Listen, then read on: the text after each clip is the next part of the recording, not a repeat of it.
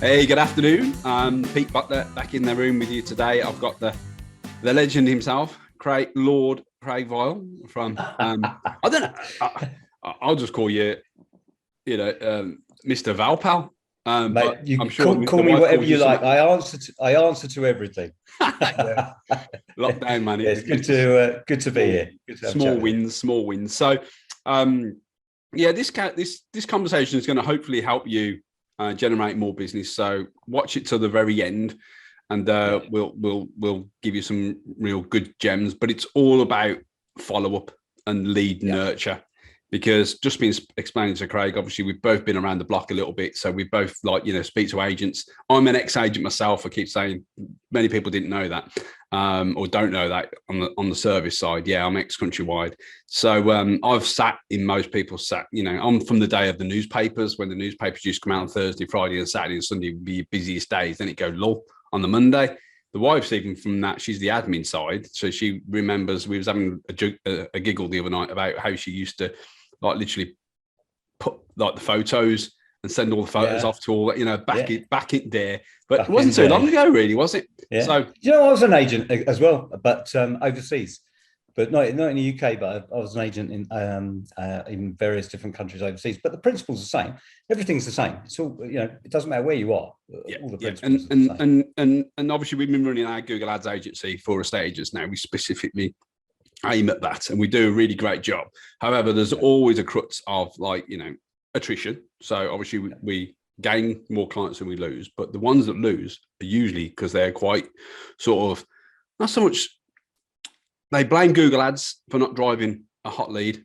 Obviously, Google is where people go to actually search. Since 2020, she was saying, not any particular anything other than that. We've got stats to show that more and more people are going to Google versus going to the local estate agent to do research.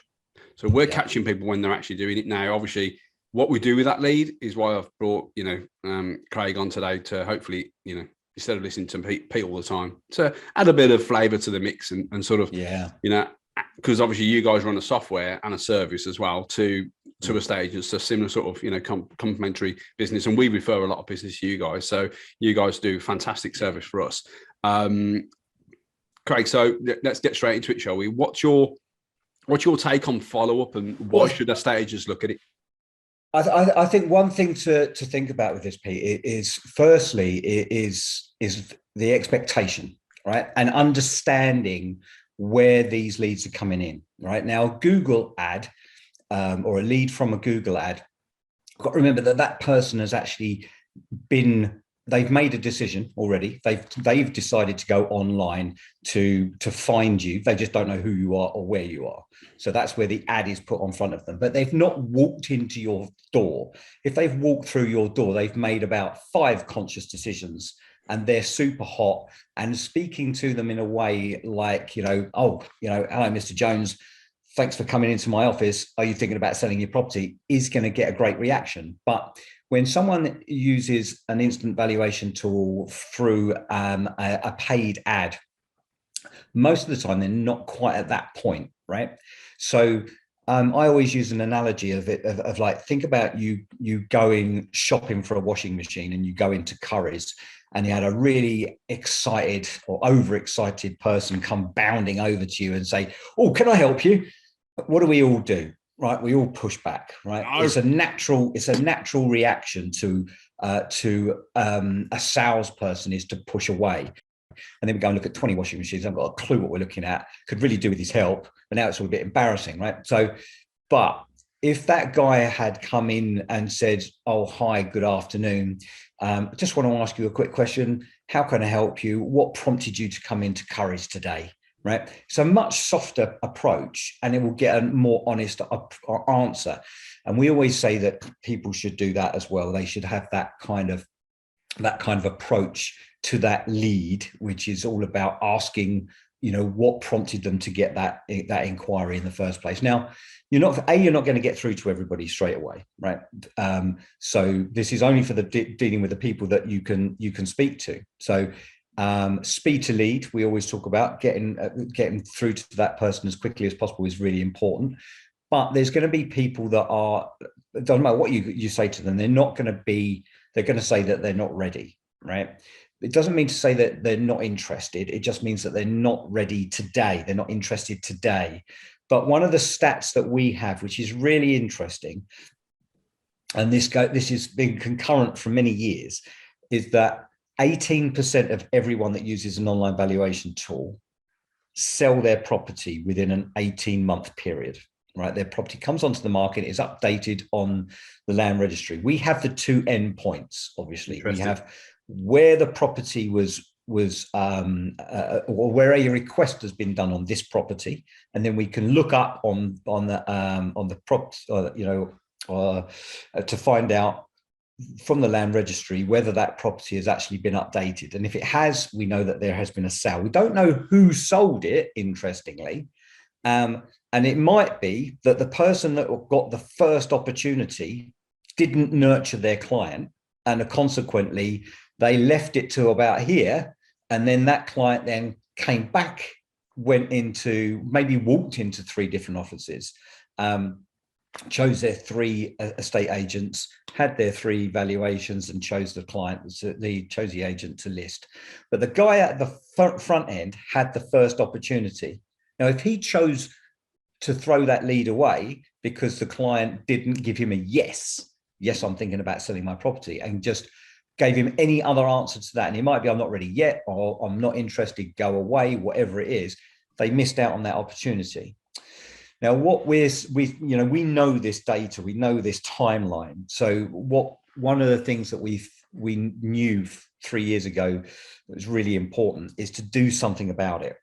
Absolutely. And I don't mean, there's plenty of things that you can get out there, from MailChimp all the way up with. You've got lots of ways of getting content out to people, which is fine. There's nothing wrong with that. And it's better than doing nothing.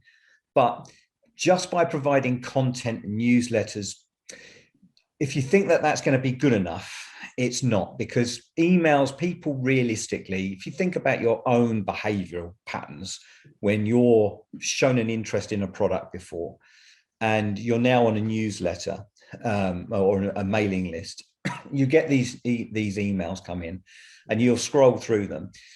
Now, you're never going to reply to that email, right?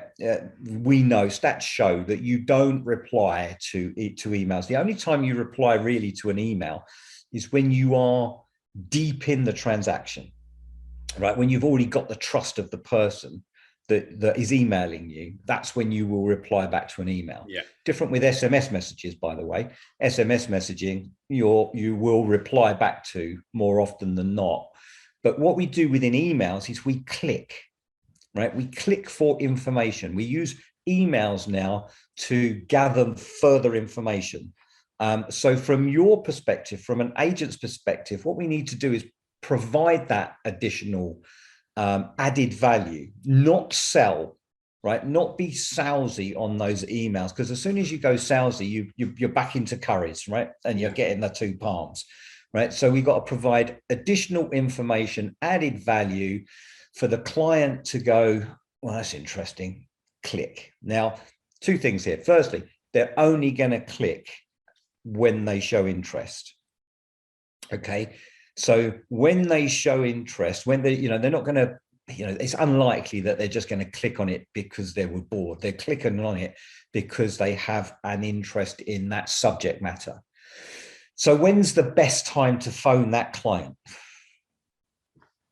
When they click, right? Because that's the moment, that's the absolute moment where they're in that zone, they're ready. So what we wanted to do is build something that provided the agent with that data, with that information in real time. So when they click on that, download this guide, this brochure, whatever it might be, they click on that. The consumer gets it, that nugget of information, that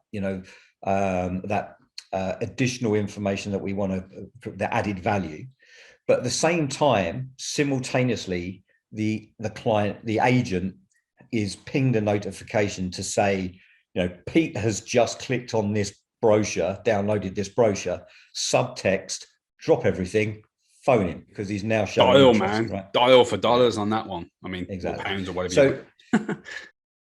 that's what that's what the product does, and it's all about making sure you're speaking to the agent, to the client, when they are ready. Now, if you get that notification and don't act upon it for 2 hours, your first challenge is to get them back into where they were thinking 2 hours ago, because you've got a window of opportunity. We're all very busy people, right? You've got a window of opportunity. The kids are asleep, and now's the time when you go, you're checking through your emails. You clicked on that. You're looking at the brochure. In 2 hours' time, the kids might be screaming. You might be back at work. Whatever it is, you're doing something else. So if you wanna, that's why we're always bang on about this speed to lead. It's because without it, for every minute that you wait, you are providing yourself with another obstacle, and that obstacle is to get them back into where they were a minute, 5 minutes, 10 minutes, an hour ago, whenever that lead or notification came into you. So that's so important, but it's difficult to achieve. If it was easy, none of us would have a job. If people were queuing up outside the agent's house with the keys ready, from a you've explained it really well. It's more a case of like, just look at it long term as opposed to short term. I mean, we speak to agents that just go, "Oh, I'll try Google ads or YouTube ads, for a month or two." I mean, you probably get it for your products. We got to look a little bit longer term than sort of just do it that way. And just by saying 18 months, from like interest to really, like, obviously, land registry is when the title deeds get transferred and all the rest of it. But obviously, then you reverse engineer that. Deal's probably been going on for, how long does it take? 6 months now to move out, 150, 60 days, conveyancing, change, all that sort of stuff. So it's interesting that, and that's why I want to really educate now before we even take a client on, that we've got to have this nailed down, the follow-up sequence and the nurturing sequence, and the lead to speed's great, but then what if they aren't quite ready yet? What's the sequence? What's the dynamic journey, so to speak? And it's all gobbledygook in an agent's world. They just want the baby, not the labor pains. Well, from a business owner's point, you've got to be a bit. No, it's absolutely true, and it is a case of, that this way of marketing is relatively new in the industry, right? We've always been used to having hotter leads coming into us because we're waiting for them to come to us, right? We might put some printed ads out or whatever, but ultimately we're waiting for the consumer to come to us, and therefore they're much more highly qualified. Now what we're doing is we're casting a net and bringing them into us and expecting the same results immediately, and it's not going to happen.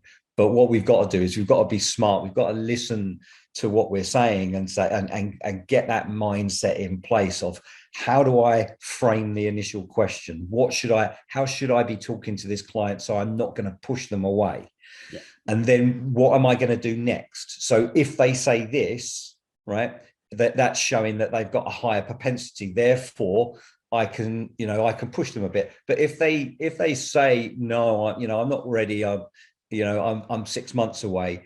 We need a process for that. We need a process for that. Otherwise, you're going to be one of the guys that when they get to here and when they're ready, you're going to miss out, even though you had the opportunity at the first. One, you'd be kicking yourself, and two, if you give up halfway up a mountain, you're going to be like kicking yourself later on after you've recovered after your bruises and all your aches and that sort of thing. But you're going to be going back.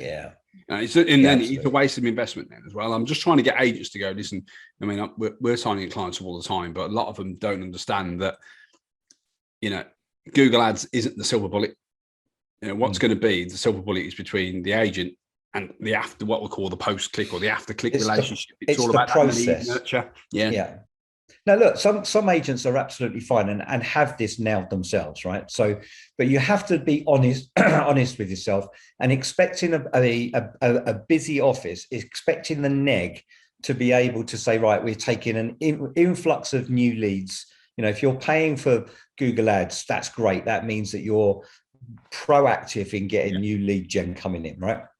you've got new leads coming in, if your negs are on it and framing that question correctly, and then you've got a system or a process in place that is nurturing those clients manually, then fantastic. But the vast majority of agents that I speak to, and I'm sure you're the same, when they really, if they might say that they've got it in place and they say that their negs are doing it, but realistically, when you actually listen to the phone calls, because those negs are very busy, they want immediate, they want the lead now. They want the immediate valuation to be done, and as soon as they go, no, not ready, whatever, it's kind of, I haven't got time to talk to you now because you're 6 months away, and therefore it just goes, and they get on with the next thing. Now that's fine from their perspective. From the business owner's perspective, that chuck away suicide.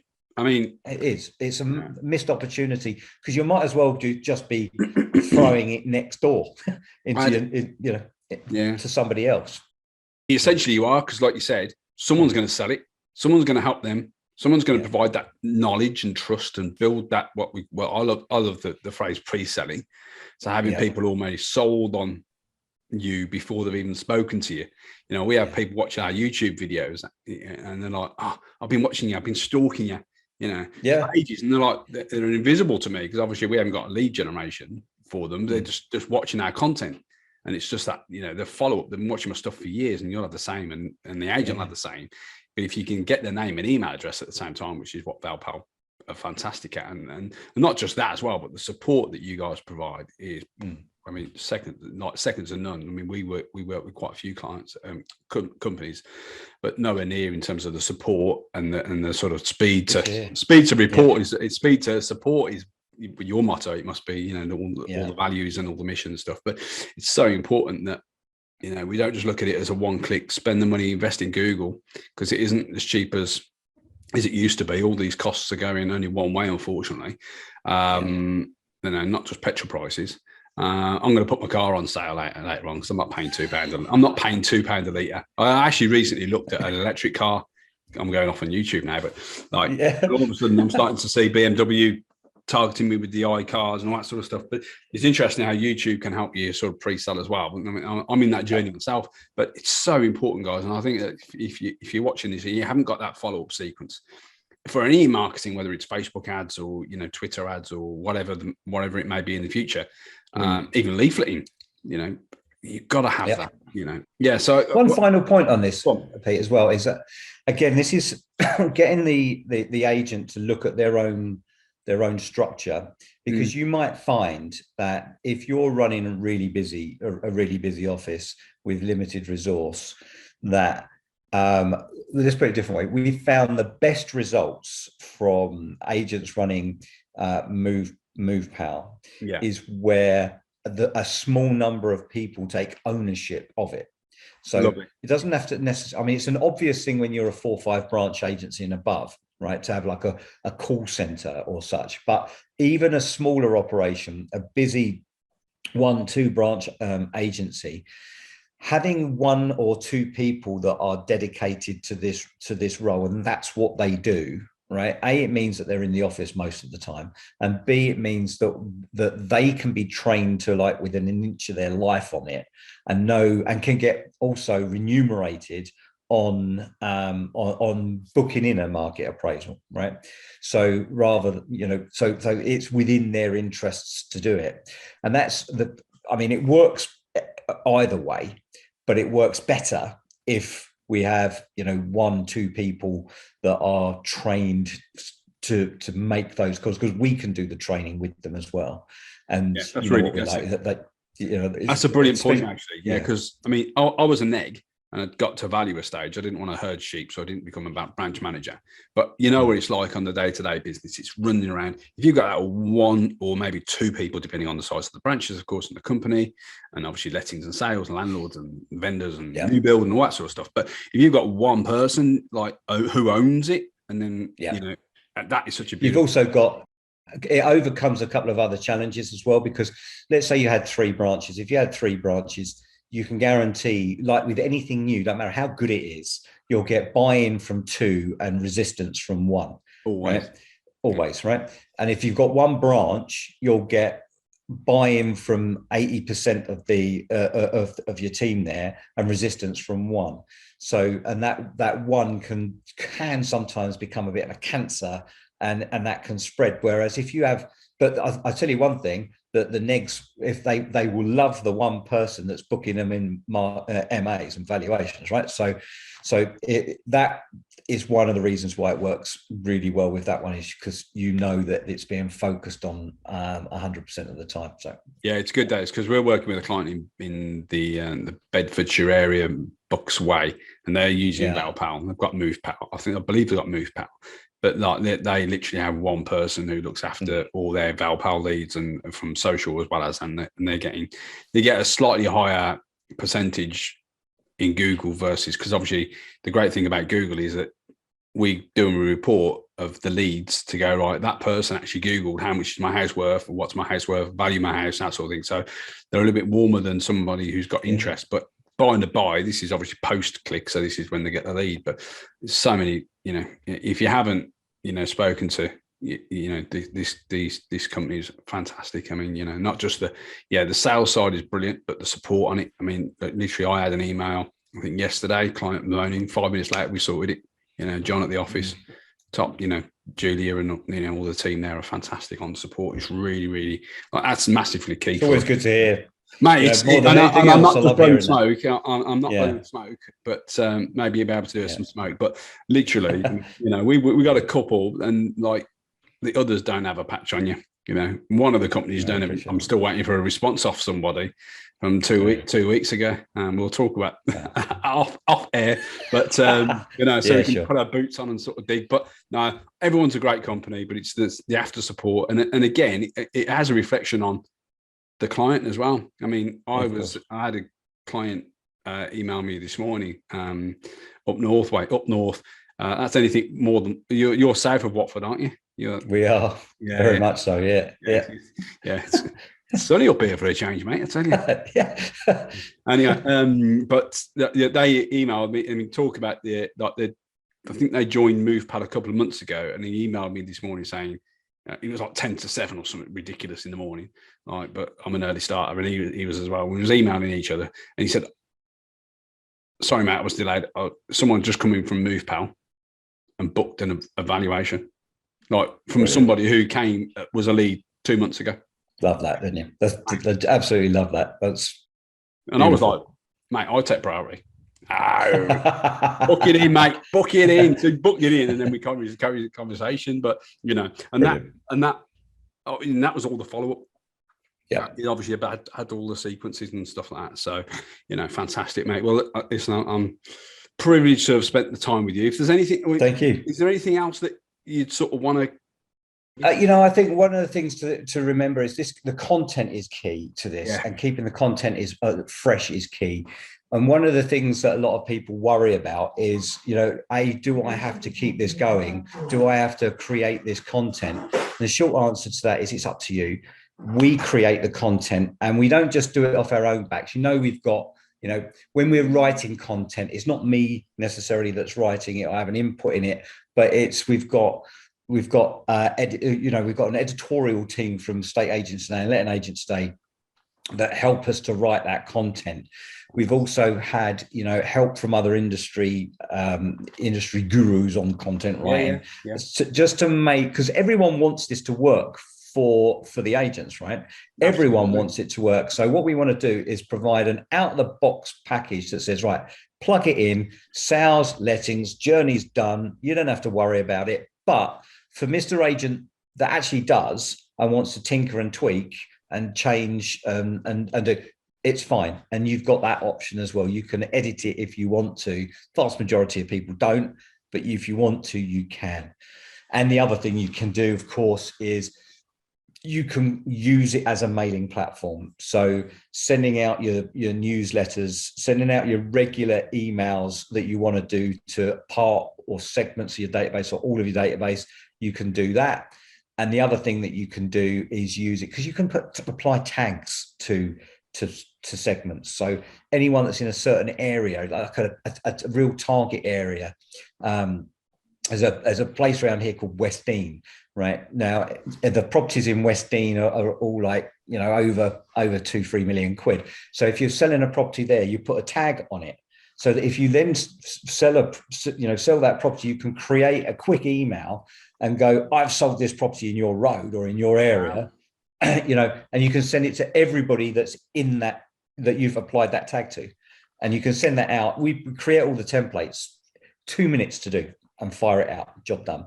And then you can then see who's opening it, who's clicking on it, and then you're on the phone and talking to those people. That's what I suppose that's what most people are using it, because it's a fantastic tool. There's it's an industry, so there are other providers as well as ourselves and other things like that. But it's so critical, guys and girls. If you're not, if you're frustrated with any of your marketing, don't blame. What I'm finding is that people are blaming the messenger. People are stopping Google ads. People are stopping Facebook. And there's so many people that go, "Oh, these leads are, they're not where we want to be." I was speaking to a good agent. Matt, I said, "Mate, it's not. Look at your bloody email. Look at your follow up. You got 4 phone calls and that's it. Where's the rest of it?" So, again, it's you've got to remember how that lead has popped into your inbox because someone could be bothered to click on a link, and then they could be bothered to put in their postcode, select their property from a drop down, put the number of bedrooms in, press submit, put their name, their email. It's a lot of effort. Press submit. And it's a lot of fun work. They're qualifying themselves 4 or 5 times before they get that inbox. So I totally agree with you on this, that it's not, as long as you're in the right area, you've got the right contact details. And obviously there's sometimes when they put rubbish in email addresses and the wrong telephone number, but assume that you've got the right number, the right telephone, and the right email address, you've got a genuine lead. Frame your question right, get your nurturing in place. Yeah, and then start it. And obviously it's dynamic, so you just tweak as you go. It's a journey. Yeah. This is the, so many people blame, like I say, blame the messenger, repeating myself, but blame the messenger instead of like looking at the, the fact that how young you are, how old you are, it doesn't matter, ages, but because I've got a few clients that are like sort of coming up to retirement, they're like, oh no, I can't be bothered. What's the legacy? What's going to happen when you retire? You know what I mean? So there's all sorts of, internal office dynamics, and human beings as being human beings, they will always look for an escape. And obviously there's part of our brains that always looks at these, like you say, they're putting the wall up from a sales point of view. It's like, I don't want to say, but people like to buy. People have gone to Google, typed in whatever it is, they're looking, they've actually qualified them a little bit more than just like scrolling social media. They've actually gone to Google and gone like, should we get our house value? Or, let's, before we phone up an agent and get sold to for 4.5 hours and get the stripy suit and all the razzy dash stuff. Let's just do a Google search just to find out what Google can tell us. They come to yourselves, go through the sequence. All of a sudden, they've got a 3rd and 4th bite of the cherry, 18 bites of the cherry. Get your mouth around that bad boy. You know what I mean? That's an 18-month cherry that you've got to bite on. Got to have that. And of course, the longer you've got this system in place, so you go through the first 6 months, which might be a bit of a learning curve for the agent to understand what's going on. They're going to get some wins out of that, but it's going to take a time for the clients going into that nurturing to start to come to fruition. But from 6 months to 12 months, you've already got those clients that are finishing, plus you're replenishing it. So as you go on, the longer you've got it, the better it becomes, because you've got more coming to fruition from it. So it's like a glass of wine, isn't it? Or a bottle of wine. Yeah. It's just like gets better as it gets older. As you get rid of the bottom. Yeah. That's another story. But anyway, I'll wrap up now, Craig, unless you've got something urgent to say. No, all good.